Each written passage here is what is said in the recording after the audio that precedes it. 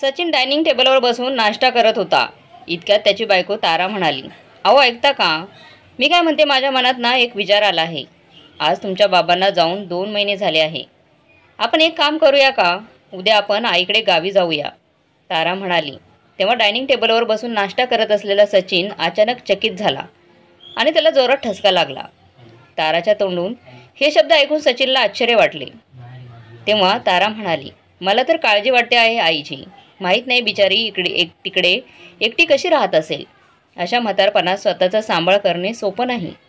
त्याच्या पत्नीचं बोलणं ऐकून सचिन तिला पाहतच राहिला आणि म्हणाला, अचानक आज सूर्यदेवता कोणत्या दिवशीने उगवले. म्हणजे मला म्हणण्याचा उद्देश आहे, तुझ्या मनात नेमकं काय चालू आहे.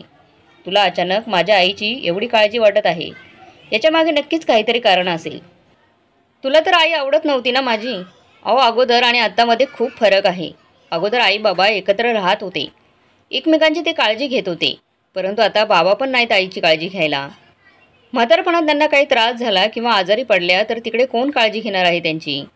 तुम्हाला तर माहीतच आहे, आपल्या नातेवाईकांनी गावातील लोक काय काय बोलतात आपल्याबद्दल. मी माझ्या म्हाताऱ्या सासूची अशा अवस्थेत काळजी घेत नाही, हे असले आरोप मला सहन होणार नाहीत. तुम्ही लवकर जा आणि आईला घेऊन या. एवढं बोलून तारा तिच्या खोलीत निघून गेली. परंतु सचिन अजून थक्क होऊन उभा होता. तो विचार करू लागला की जी स्त्री इथे उभी होती ती माझी पत्नी ताराच होती का. तिच्यासारखी दिसणारी दुसरी कोणी स्त्री होती. कारण माझी पत्नी माझ्या आईबद्दल असं कधी स्वप्नात पण तिच्या तोंडातून शब्द काढणार नव्हती. माझ्या आईसाठी एवढी काळजी. परंतु नंतर हा विचार करून मनातल्या मनात तो हसू लागला.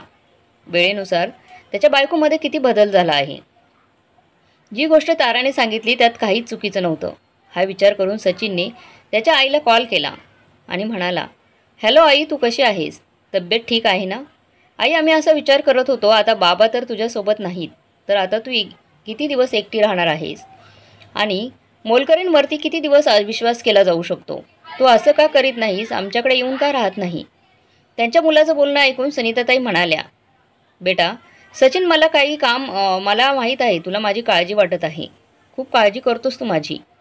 परंतु ही गोष्ट तुला चांगलीच माहीत आहे की तुझी पत्नी ताराचं वागणं माझ्यासोबत बरोबर नाही आहे.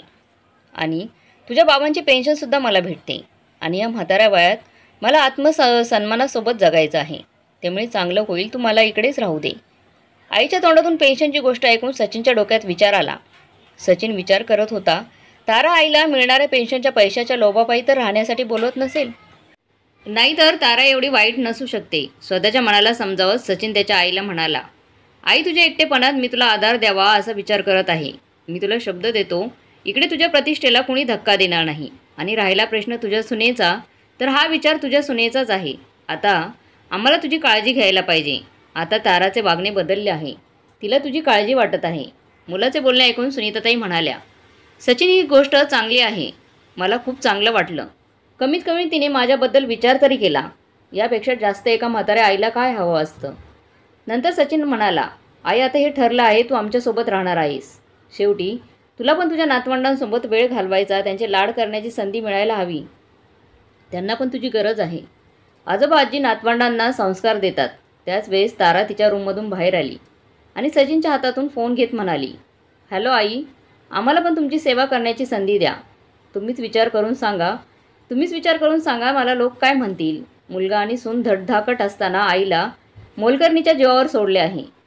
शेवटी आपले लोक आपलेच असतात. अशा वेळी आपले लोक कामी येणार नाही तर मग कोण कामी येणार.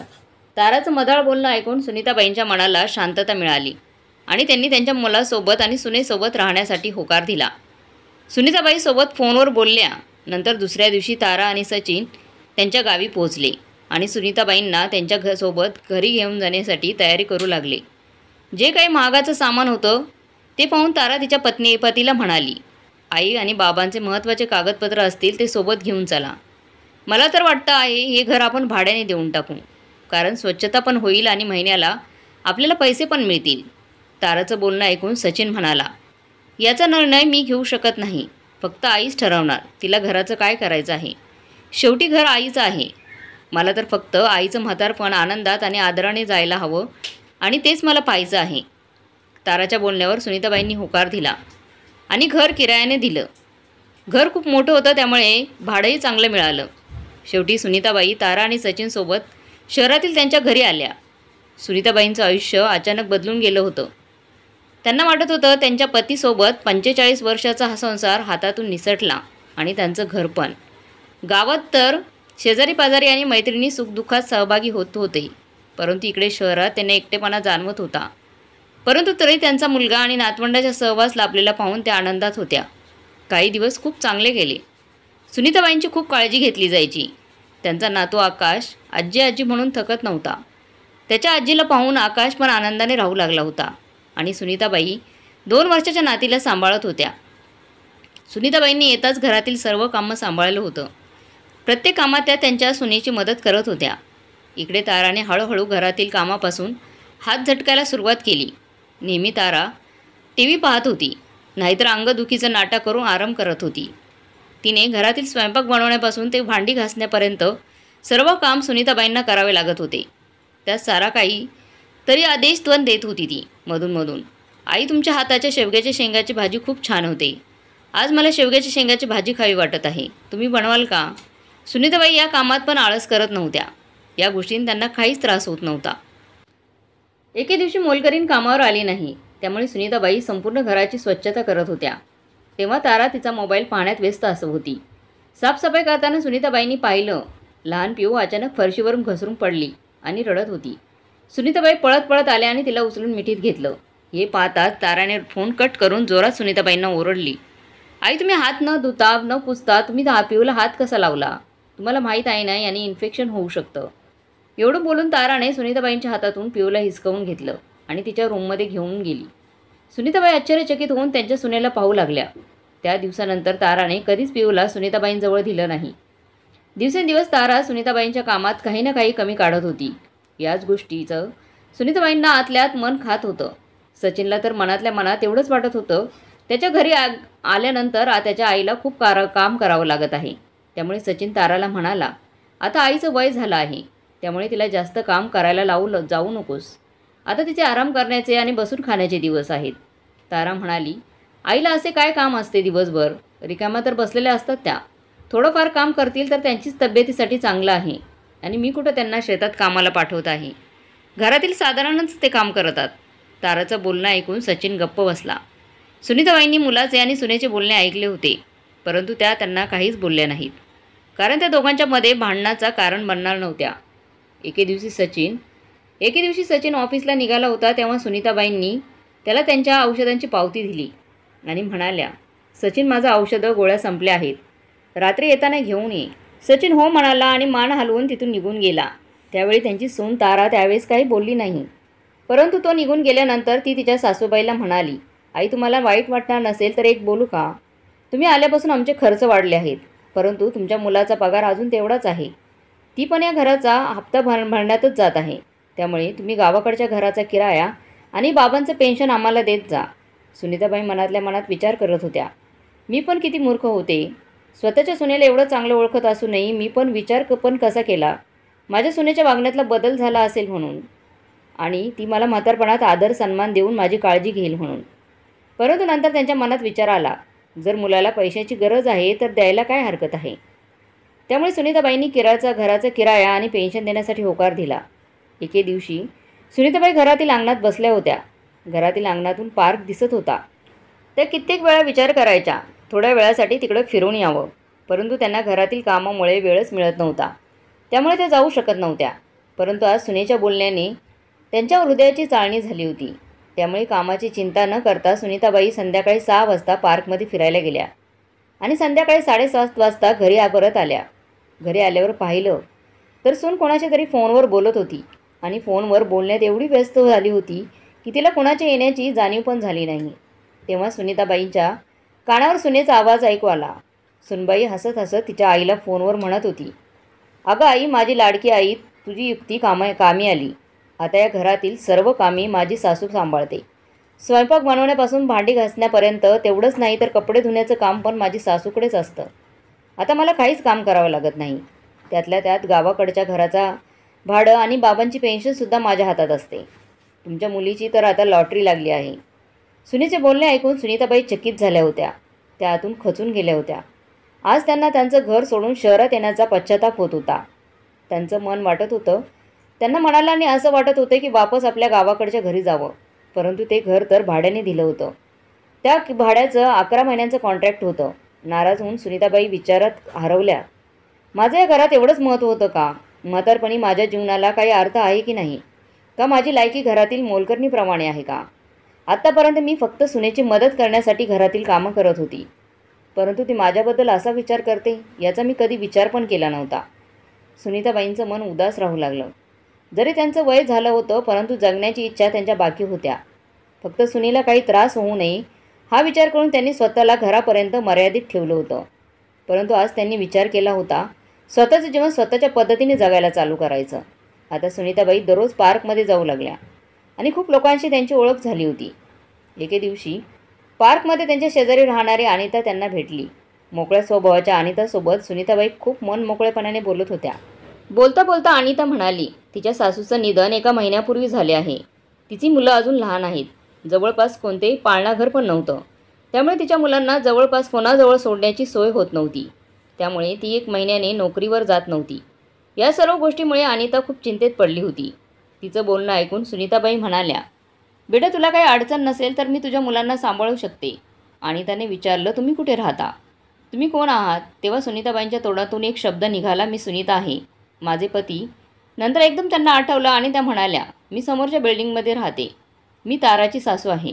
माझा मुलगा सचिन मोठ्या कंपनीत काम करतो. सुनीताबाईंसोबत बोलून अनिताची इच्छा पूर्ण झाली होती. सुनीताबाई त्यांच्या जगण्याला नवीन नाव देण्याच्या विचारात होत्या. त्या पार्कमधील लोकांना भेटून त्यांना चांगलं वाटलं. त्यामुळे त्यांनी हे काम करण्याचा निर्णय घेतला. दुसऱ्या दिवशी अनिता तिच्या मुलांना सुनीताबाईंजवळ सोडून नोकरीवर निघून गेली. सुनीताबाई मुलांना घरात घेऊन गेल्या. तेव्हा तारा चकित झाली आणि त्या मुलांबद्दल विचारत होती. सुनीताबाईंनी सांगितले, सुनबाई आपल्या शेजारी अनिता राहते. ही तिची 2 मुलं आहेत. तिच्या घरी मुलांना सांभाळायला कोणीच नाही. त्यामुळे तिला नोकरी करता येत नाही आणि माझं पण दिवसभर मन लागत नव्हतं. बोर होत होतं मला घरात. त्यामुळे मी विचार केला, या 2 मुलांना मी सांभाळते. माझा वेळ पण चांगला जाईल आणि काही पैसे पण भेटतील. तिच्या सासूचे बोलणे ऐकून तारा अतिशय रागात आली. आई, तुम्ही मला न विचारता माझ्या घरात ह्या सर्व काही गोष्टी करू शकत नाही. ही शहर आहे, तुमचं गाव नाही. जिकडे तुम्ही धर्मशाळा उघडून ठेवणार का? जिकडून आणले आहे तिकडे सोडून या मुलांना. परंतु सुनबाई, खूप दिवसांनी माझं एक स्वप्न होतं. मी पण माझं स्वतःचं काम सुरू करावं, परंतु मला कधी त्याची संधी मिळाली नाही. परंतु आज जेव्हा मला समजलं जवळपास कोणते पाळणाघर नाही, तेव्हा मी विचार केला, मीच का हे काम सुरू करू नये? मी माझी स्वतःची ओळख बनवण्याचा विचार करत आहे. सुनीताबाईंचं बोलणं ऐकून त्यांची सून म्हणाली, आई, तुमचं आता असं आयुष्य तरी किती राहिलं आहे? ओळख निर्माण करण्यासाठी एवढं बोलून सुनीताबाईंची सून व्यंगात्मक हसत म्हणाली, तुम्ही किती वर्ष जगणार आहात ओळख निर्माण करण्यासाठी? म्हातारपणात अशी वर्तणूक तुम्हाला शोभत नाही. लोकांच्या लेकरांना सांभाळत आहात. जर तुम्हाला काही झालं तर तुमची काळजी घेऊन घेणार आहे. आमच्याकडून काही अपेक्षा करू नका. त्यांच्या सुनेचे असे कडू बोलणे ऐकून सुनीताबाई म्हणाल्या, ठीक आहे, जर तुला आवडत नसेल तर उद्यापासून मी या मुलांना इकडे आणणार नाही. परंतु आजचा दिवस ही मुलं इकडे राहतील.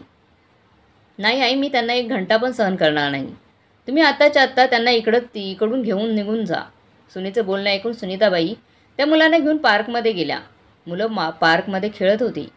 दुपारी जेव्हा अनिता वापस आली तेव्हा सुनीताबाईंनी त्या मुलांना त्यांच्या घरी सोडले. घरी आल्यावर त्यांच्या सुनेचा बोलण्याचा विचार करून सुनीताबाईंच्या डोळ्यातून अश्रू होऊ लागले. सुनीताबाई त्यांच्या रूममध्ये जाऊन त्यांच्या पतीच्या फोटोसमोर बसल्या. आज सुनीताबाईंना खूप एकटं वाटत होतं. त्यामुळे ते त्यांच्या पतीच्या फोटोसोबत गप्पा मारत होत्या. या वयात मी माझी ओळख निर्माण करू शकत नाही का? म्हातारी झाली आहे याचा अर्थ असा तर नाही ना की मी माझ्या मृत्यूची वाट पाहू. असं बोलत असताना त्यांच्या पतीच्या फोटोकडून एकटक त्या पाहत होत्या. अचानक त्यांना वाटलं जसं त्यांचे पती त्यांना प्रोत्साहन देत आहेत. त्याचवेळी सुनीताबाईंच्या मनात एक लहर आली. आता सुनबाईंनी ठरवलं होतं ते आत्ता इकडेच राहून त्यांचं अस्तित्व निर्माण करतील आणि त्यांच्या सुनेला दाखवून देतील वय जास्त असल्यामुळे जगणं संपत नाही. रात्री जेव्हा सुनीताबाईंचा मुलगा सचिन ऑफिसमधून परत घरी आला तेव्हा सुनीताबाईंनी त्यांच्या मनातील इच्छा सचिनला सांगितली. सचिनला त्याच्या आईची इच्छा जाणून खूप आनंद झाला. त्याच्या आईच्या बोलण्याला सचिनने लगेच होकार दिला. तेव्हाच तारा म्हणाली, परंतु मला एक समजत नाही, या वयात आईला काम करण्याचं काय खूळ डोक्यात बसलं आहे? जर काम करायचं आहे तर घरात बसून घरातली कामं करावीत. स्वतःच्या पत्नीला उत्तर देत सचिन म्हणाला, नाही, आईची इच्छा आहे तेच आई करेल. आई, मी उद्या तुझ्यासाठी जागेची व्यवस्था करतो, असं बोलून सचिन निघून गेला. आणि सुनीताबाई त्यांच्या सुनेला ताराला रागानं पाहून म्हणाल्या, सुनबाई, कोणाच्या घरात मोलकरीण होण्यापेक्षा चांगलं आहे जे काम करण्याची माझी इच्छा आहे ते मी काम करू. म्हातारे झाले याचा अर्थ असा नाही की आता माझं अस्तित्वच संपलं आहे. आजपर्यंत तू माझ्यासोबत जे काही केलं ते ठीक होतं, परंतु आजपासून माझं आयुष्य कसं जगायचं याचा विचार मी करेल, तू नाही. एवढं बोलून सुनीताबाई पार्कमध्ये निघून गेल्या. तिच्या सासूच्या तोंडातून असे शब्द ऐकून तारा थक्क झाली होती. दुसऱ्या दिवशी समोर असलेल्या बिल्डिंगच्या खाली एक रूम सचिनने भाड्याने घेतली आणि सुनीताबाई दररोज सकाळी तयार होऊन तिकडे जात होत्या. आणि त्या तिच्या मुलांना दररोज सुनीताबाईंजवळ सोडून जात होती आणि त्या निवांत ऑफिसमध्ये जात होती. तिची दोन्ही मुलं सुनीताबाईंजवळ खूप आनंदाने राहू लागली आणि त्याच्या मुलांना पाहून कॉलनीमधील बाकीचे पालकसुद्धा सुनीताबाईंना म्हणाले, तुम्ही आमच्या मुलांना पण सांभाळत जा. अशा प्रकारे 8 ते 10 मुलं अजून यायला लागली. सुनीताबाईंना त्यांच्या मदतीसाठी 2 मदतनीस पण ठेवायला लागल्या. त्या ह्या वयातही धावपळीचं काम करत होत्या, स्वच्छता पण करत होत्या आणि मुलांसाठी जेवण पण गरम करत होत्या. पाहता पाहता सुनीताबाईंचं काम एवढं वाढलं, त्यामुळे त्यांना त्यांच्या बाजूची अजून एक रूम त्यांना किरायावरती घ्यावी लागली. एके दिवशी एका स्त्रीने सांगितलं त्यांच्या कॉलनीत राहणारी एक वृद्ध महिला तिच्या घरात खूप दुःखी आहे. तिची सून तिला अतिशय त्रास देते. सुनीताबाईंनी त्या स्त्रीला सांगून त्या आजीला निरोप दिला. तिला त्यांच्याजवळ बोलवलं. त्यांच्याकडून त्यांचं दुःख ऐकून सुनीताबाई म्हणाल्या, जर तुम्हाला वाटत असेल तर तुम्ही इकडे माझ्यासोबत राहू शकतात. तुम्ही सांगितलं तुम्हाला शिलाई काम खूप चांगलं येतं आणि विणकाम भरतकाम पण येतं. माझ्याजवळ घरी शिलाई मशीन रिकामी पडून आहे. आपण त्या मशिनीवरती गरीब मुलींना शिवण क्लास शिकवावा. त्याची फीज आपण अगदी कमी घेऊया. अशा प्रकारे त्या मुलीही स्वावलंबी होतील आणि आपल्याला जगण्यासाठी एक कारण भेटेल. आपला उद्देश पैसे कमावण्याचा नाही, परंतु अशा प्रकारे आपलं म्हातारपण काही काम करण्यात जाईल आणि त्याचे 2 पैसे पण आपल्याकडे येतील. तर त्यात मला काहीच चुकीचं वाटत नाही. त्या महिलेला सुनीताबाईंचं बोलणं पटलं. दुसऱ्या दिवसापासून ती महिला सुनीताबाईंकडे येऊ लागली आणि काही तास तिकडेच राहून काम करू लागली. सुनीताबाईसोबत काम करताना त्या महिलेला चांगलं वाटत होतं. दोघी मैत्रिणींना एकमेकींची सोबत मिळाली होती म्हणून त्या आनंदात राहू लागल्या. ती महिला घरातील वादविवादाला खूप कंटाळलेली होती. नेहमी आजारी राहू लागली होती आणि आता काही दिवसातच त्या खूपच निरोगी दिसत होत्या. हळूहळू सुनीताबाईसोबत इतर महिला सहभागी होत गेल्या, त्यामुळे आता ती जागा त्यांना कमी पडत होती. सुनीताबाईंच्या म्हणण्यानुसार सचिनने कॉलनीच्या बाहेर एक मोठं घर किरायावरती त्यांना घेऊन दिलं. आता त्या महिलांचं उत्पन्न चांगलं येऊ लागलं, त्यामुळे त्या घराचा किराया निघू लागला. सुनीताबाई जवळ काम करणाऱ्या सर्व महिला खूप आनंदी होत्या. त्यांना टाइमपास करण्यासाठी एक चांगलं ठिकाण मिळालं होतं आणि त्यांना रोजगार पण चालू झाला होता. आता त्यांना त्यांच्या खर्चासाठी पैसे त्यांच्या मुलांकडे किंवा सुनेकडे मागावे लागत नव्हते. त्या सर्व एकमेकांसोबत हसत सुख दुःख व्यक्त करत होत्या आणि समाजासाठी योगदान पण करत होत्या. खरं तर त्या म्हाताऱ्या महिलांना पण कोणीतरी हवं होतं, ज्यांना त्या बोलू शकेल, जे त्यांची विचारपूस करू शकतील. त्या सर्वच गोष्टी त्यांना तिथे मिळत होत्या. हळूहळू सर्व महिलांची संख्या 20 झाली होती. सुनीताबाई सर्वांना काही ना काही काम करण्याचं प्रोत्साहन देत होत्या. कुणी लोणचं पापड बनवायला शिकत होत्या तर कुणी शिवणकाम आणि बाकीच्या महिला सुनीताबाईंसोबत मुलं सांभाळत होत्या. त्या सर्व वृद्ध महिला संपूर्ण शहरात ओळखल्या जाऊ लागल्या. हळूहळू त्यांची प्रसिद्धी एवढी वाढत गेली की सर्व न्यूज चॅनल मीडियावाले त्यांचा आदर्श लोकांना देऊ लागले. एके दिवशी तारा सुनीताबाईंच्या केंद्रावर गेली. तिकडे ताराला अनिता भेटली. ती तिच्या मुलांना नेण्यासाठी आली होती. अनिता ताराला म्हणाली, मी तुम्हाला या अगोदर इकडे पाहिले नाही, तुम्ही कुठे राहता? तेव्हा तारा म्हणाली, मी या केंद्राची अध्यक्ष सुनीताबाईंची सून आहे. आणि त्याच्या मनात अचानक विचार आला. तिला 10 महिन्यांपूर्वी पार्कमध्ये सुनीताबाईंसोबत झालेली भेट आठवली. तेव्हा सुनीताबाईंनी सांगितले होते, मी ताराची सासू आहे. त्यांची ओळख या शहरात फक्त एवढीच होती, परंतु 10 महिन्यामध्ये सुनीताबाईंची ओळख बदलून गेली होती. आज त्यांच्या सुनेला तिची ओळख सांगण्यासाठी सुनीताबाईंच्या नावाची गरज पडली होती. आज सुनीताबाईंनी सिद्ध केलं होतं, वयाची कोणतीही सीमा नसते. जर जगण्याला नवीन आकार देण्याची इच्छा मनात असेल तर सर्व अडथळे लहान वाटू लागतात. जर आजची तरुण पिढी सुनीताबाईंचा मुलगा सचिनप्रमाणे घरातील वृद्ध आईवडिलांच्या इच्छा पूर्ण करत असतील तर ते पण त्यांच्या जीवनाला नक्कीच सार्थक बनवतील. या छोट्या पावलाने आपल्या वृद्ध लोकांचं म्हातारपण नक्कीच मार्गी लागेल. मित्रांनो, सुनीताबाईंचा धाडसी निर्णय तुम्हाला कसा वाटला कमेंट बॉक्समध्ये नक्की कळवा. आणि ही कथा चांगली वाटली तर लाईक शेअर सबस्क्राईब नक्की करा.